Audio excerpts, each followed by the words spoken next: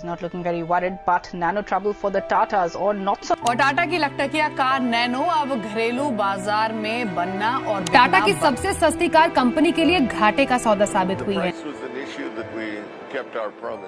ऐसे क्या रीजंस थे जिनके वजह से सर रतन टाटा की ड्रीम कार टाटा नैनो इतने कॉस्ट इफेक्टिव रेंज में लॉन्च होने के बाद भी इतने बड़े लेवल पे फेल हो गई? इस वीडियो में बने रहिए, आपको पॉइंट वाइज सारे फैक्ट्स बढ़िया समझाए जाएंगे। और एक ड्रीम है हमारा भी पूरा कर दीजिए, इस ईयर के एंड तक हमें 10 के सब्सक्राइबर हिट करने हैं, तो प्लीज सब्सक्राइब द चैनल और hit the bell icon please. तो जल्दी से जल्दी 10 के करवा दो बस। सर रतन टाटा एक ऐसी कार मैन्युफैक्चर करना चाहते थे जो एक स्कूटर या फिर बाइक चलाने वाला एक नॉर्मल मिडिल क्लास बंदा भी अफोर्ड कर सके, जिसकी प्राइसिंग भी 1 लाख रुपए रखी गई थी, जो एक स्कूटर या बाइक से थोड़ी सी ही ऊपर थी और एक कार से बहुत ही कम थी। बट 1 लाख रुपए के प्राइस रेंज में एक कार को डिज़ाइन करना बहुत ही बड़ा टास्क था, जिसके लिए टाटा के जो डिज़ाइनर्स थे उन्होंने स्टार्टिंग में इस कार को एक 3 व्हीलर मॉड्यूल तैयार किया, जिसमें कोई भी डोर्स नहीं देखने के लिए मिलते थे, उसमें डोर की जगह कर्टन्स देखने के लिए मिलते थे। बट जो टाटा के बोर्ड मेंबर्स थे उन्होंने से ये सजेस्ट किया कि ये कोई भी ऐसी कार नहीं खरीदना चाहेगा जिसमें उन्हें कोई भी प्राइवेसी या फिर डोर देखने के लिए नहीं मिले, और कोई भी ऐसी कार में बैठना भी नहीं पसंद करेगा जो हर तरफ से खुली हो। और उसके बाद टाटा के डिज़ाइनर्स ने बहुत ही ज़्यादा R&D के बाद एक ऐसा डिज़ाइन तैयार किया टाटा नैनो का, जिसमें हर नॉर्मल कार की तरह ही 4 डोर, विंडशील और सारी नॉर्मल कार की चीज़ें डाली जा सके, और वो भी 1 लाख के प्राइस रेंज के अंदर, जो बहुत ही चैलेंजिंग था क्योंकि एट द टाइम सबसे सस्ती कार जो इंडिया की थी वो मारुति सुजुकी 800 थी, और वो भी 2.4 लाख के प्राइस में इंडिया में बिक रही थी। और उस टाइम मारुति सुजुकी इंडिया का सबसे बड़ा कार मैन्युफैक्चरिंग ब्रांड था, और वो टाटा के इस 1 लाख के प्रोजेक्ट को एक अनरियलिस्टिक प्रोजेक्ट बोल रहा था, क्योंकि उसके हिसाब से 1 लाख की जो कार है वो प्रॉफिटेबली मैन्युफैक्चर करके सेल करना एक इम्पॉसिबल प्रोजेक्ट था। बट टाटा ने इस कार को 1 लाख के प्राइस रेंज पे सेल करने का कमिटमेंट कर दिया था, तो इसके लिए इस कार को 1 लाख के प्राइस रेंज के अंदर ही मैन्युफैक्चर करना था। बट किसी भी कार को 1 लाख के प्राइस रेंज के अंदर मैन्युफैक्चर करने के लिए उस कार के हर पार्ट में बहुत सारी कॉस्ट कटिंग करनी पड़ती, और ये भी हो सकता था कि इतनी कॉस्ट कटिंग से उसकी क्वालिटी इतनी गिर जाए कि जो बायर है उनको इसकी क्वालिटी पसंद ही ना आए। तो इस प्रॉब्लम से कोप अप करने के लिए टाटा ने एक और टेक्निक अपनाई कि इस कार को इतनी मास अमाउंट में बनाया जाए कि इस कार की जो रॉ मटेरियल है उसकी कॉस्ट इतनी कम हो जाए कि इस कार को प्रॉफिटेबली मैन्युफैक्चर और सेल किया जा सके। बट इतने बड़े प्रोजेक्ट के लिए एक बहुत ही बड़ा मैन्युफैक्चरिंग प्लांट की भी जरूरत थी, जिसके लिए टाटा ने वेस्ट बंगाल के सिंगूर में एक मैन्युफैक्चरिंग प्लांट सेटअप करने के लिए वेस्ट बंगाल की एग्जिस्टिंग गवर्नमेंट के साथ एक MOU साइन कर लिया और अपनी मैन्युफैक्चरिंग प्लांट को सेटअप करना स्टार्ट कर दिया। बट जो फार्मर्स थे वेस्ट बंगाल के, उन्होंने टाटा के खिलाफ एक बहुत ही बड़ा प्रोटेस्ट स्टार्ट कर दिया। उनका कहना ये था कि जो लैंड एक्वायर की गई है टाटा की इस नई फैक्ट्री को सेटअप करने के लिए, वो इन फार्मर्स से बिना उनके इजाज़त के ही एक्वायर कर ली गई है, और जो एग्जिस्टिंग गवर्नमेंट है वेस्ट बंगाल की, वो भी इसमें फार्मर्स की कोई मदद नहीं कर रही है, और उनके बिना इजाज़त के इस लैंड को टाटा को दे दिया गया है। Under the support of Mamata Banerjee, ये जो टाटा नैनो के मैन्युफैक्चरिंग यूनिट के खिलाफ इतना बड़ा प्रोटेस्ट चल रहा था वेस्ट बंगाल में, वो इतना ज़्यादा एक्सट्रीम लेवल पे चला गया उस टाइम कि जो मैन्युफैक्चरिंग यूनिट थी टाटा की, जो अभी पूरी तरह से सेटअप भी नहीं हो पाई थी, वो आधी ही सेटअप हुई थी, उसको उसी हाल में छोड़ के टाटा को वेस्ट बंगाल से बाहर निकलना पड़ गया था, क्योंकि एट द टाइम इतना प्रोटेस्ट एक्सट्रीम हो गया था कि वो फील नहीं कर रहे थे इतना सेफ कि वहाँ पे वो मैन्युफैक्चरिंग कर पाए, कि पूरी मैन्युफैक्चरिंग यूनिट को ही वहाँ से हटा के उनके सनन गुजरात वाले प्लांट में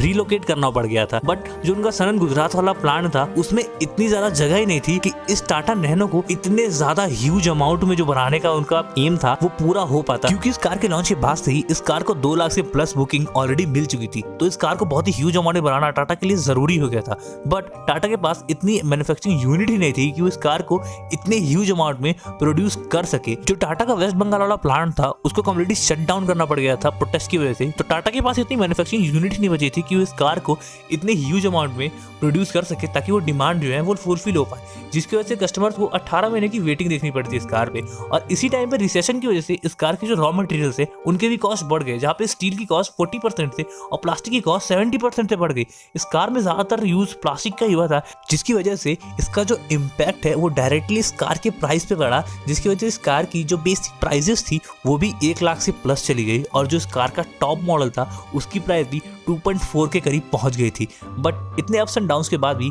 टाटा ने इस कार को 1 लाख के ब्रैकेट में लॉन्च कर दिया। टाटा बीइंग टाटा, उन्होंने अपनी कमिटमेंट को फुलफिल किया और इंडिया के लिए सबसे चीपेस्ट कार 1 लाख के प्राइस रेंज के अंदर लॉन्च कर दी इंडिया में, और टाटा नैनो बन गई वर्ल्ड की सबसे पहली 1 लाख में बिकने वाली सबसे चीपेस्ट कार। बट सेलिब्रेशन अभी खत्म नहीं हुआ था कि बैड न्यूज़ आने लगी।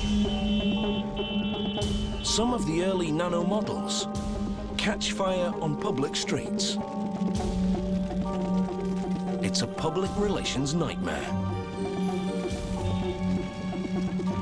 Team Nano swings into action, setting up a Tata के एक्सपर्ट्स ने इस कार फायर को एनालाइज किया और इसके पीछे का रीज़न ये बताया कि इस कार के जो ओनर हैं उन्होंने कुछ बेसिक एक्सेसरीज के लिए इस कार के वायर के साथ टेम्परिंग की थी, जिसकी वजह से इस कार में शॉर्ट सर्किट की वजह से आग लग गई थी। बट इसके बावजूद भी इस लॉट की सारी कार्स को टाटा की तरफ से कॉल ऑफ किया गया था और इन कार के सर्किट्स में फ्यूजेस को ऐड कर दिया गया था ताकि इस लॉट की किसी भी कार में कभी भी शॉर्ट सर्किट से आग ना लगे। हालांकि ऐसी कुछ ही कार थी जिनमें इसकी वजह से आग लगी थी, लेकिन टाटा नैनो इतनी चर्चे में रहने वाली कार थी कि इसकी जो छोटी सी भी खबर होती थी वो इतनी बड़ी बना दी जाती थी। बट इन सारी प्रॉब्लम को सॉल्व करने के बाद भी इस कार की जो मेन यूएसपी है उसी की वजह से इस कार का डाउनफॉल भी हो गया था।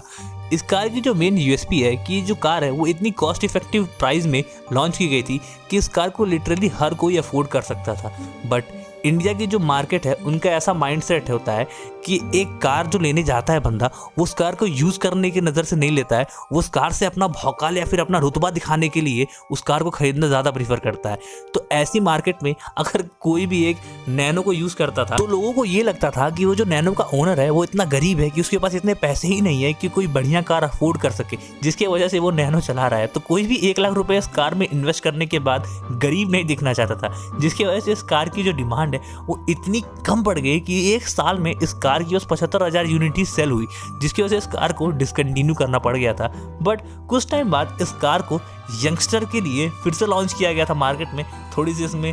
फीचर्स को बढ़ा दिया गया था और थोड़ा सा इसमें लुक भी इन्हेंस कर दिया गया था। बट इस कार की कोई भी एस्पिरेशनल वैल्यू ही नहीं क्रिएट थी। इस कार को अभी भी वो गरीबों वाली ही कार कहा जाता था, जिसकी वजह से ये जो कार है वो भी लॉन्च होने के बाद मार्केट में बहुत ही बुरी तरीके से पिट गई थी। और यही कुछ रीज़न है जिसकी वजह से टाटा नैनो इतनी कॉस्ट इफेक्टिव रेंज में लॉन्च होने के बाद भी इंडिया में बहुत ही तगड़ी लेवल पे फेल का सामना करना पड़ा। तो कैसी लगी आपको ये वीडियो कमेंट करके ज़रूर बताइए। कमेंट सेक्शन में ये भी बताइए कि नेक्स्ट वीडियो आपको किस टॉपिक पे चाहिए। Like the channel, share the video and subscribe the channel. Please इस चैनल को सब्सक्राइब कर देना। 10K का एम है हमारा इस ईयर का, इस एम को जल्दी से जल्दी पूरा करा दो। सब्सक्राइब करो चैनल को और बेल नोटिफिकेशन ज़रूर ऑन कर लेना हमारे फ्यूचर में किसी भी वीडियो के नोटिफिकेशन के लिए। Thank you.